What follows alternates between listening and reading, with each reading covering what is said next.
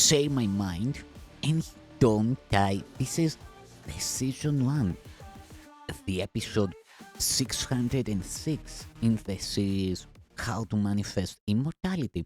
And the name of today's teaching is The Fear to Look Within. The Holy Spirit will never teach you that you are sinful. Errors he will correct, but this makes no one fearful. You are indeed afraid to look within and see the sin you think is there. This you would not be fearful to admit. Fear in association with sin, the ego deems quite appropriate and smiles approvingly. It has no fear to let you feel ashamed. It doubts not your belief and faith in sin. Its temples do not shake because of this. Your faith that sin is there, but witnesses to your desire that it be there to see. This merely seems to be the source of fear. Remember that the ego is not alone. Its rule is tempered, and its unknown enemy, whom it cannot even see, it fears. Loudly, the ego tells you not to look inward, for if you do, your eyes will light on sin and God will strike you blind. This you believe, and so you do not look. Yet this is not the ego's hidden fear, nor yours who serve it. Loudly indeed, the ego claims it is, too loudly and too often. For underneath this constant shout and frantic proclamation, the ego is not certain it is so. Beneath your fear to look within because of sin is yet another fear, and one which makes the ego tremble. What if you looked within and saw no sin?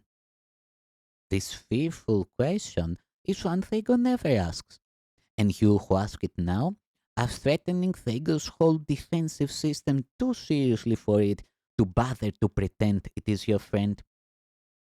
Those who have joined their brothers have detached themselves from the belief that their identity lies in the ego.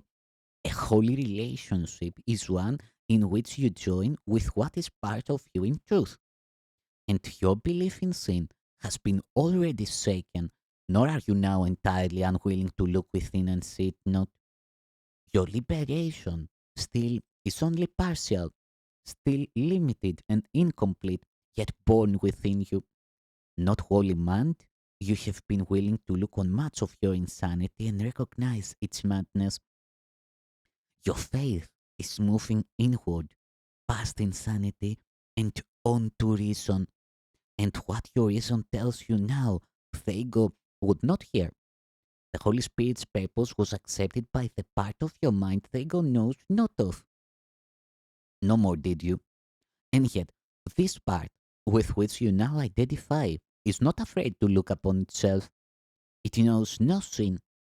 How otherwise could it have been willing to see the Holy Spirit's purpose as its own? This part has seen your brother and recognized him perfectly since time began, and it desired nothing but to join with him and to be free again, as once it was. It has been waiting for the birth of freedom, the acceptance of release to come to you, and now you recognize that it was not the ego that joined the Holy Spirit's purpose, and so there must be something else. Think not that this is madness, for this your reason tells you, and it follows perfectly from what you have already learned. There is no inconsistency in what the Holy Spirit teaches. This is the reasoning of the saint. You have perceived the ego's madness and not been made afraid because you did not choose to share in it.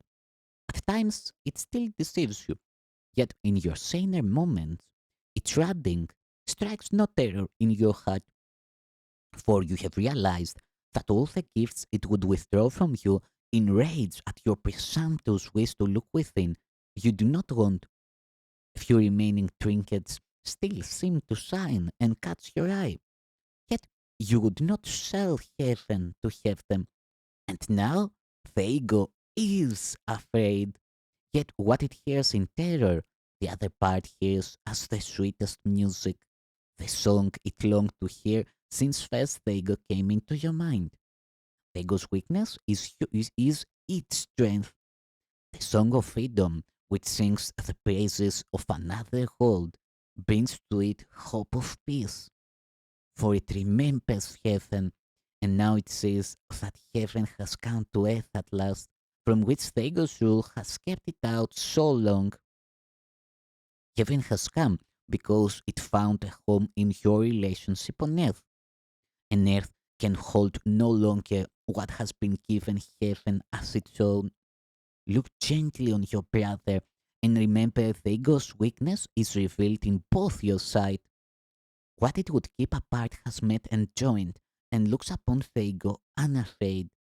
Little child, innocent of sin, follow in gladness the way to certainty. Be not held back by fear's insane insistence that sureness lies in doubt. This has no meaning. What matters it to you how loudly it is proclaimed? The senseless is not made meaningful by repetition and by clamor. The quiet way is open. Follow it happily and question not what must be so.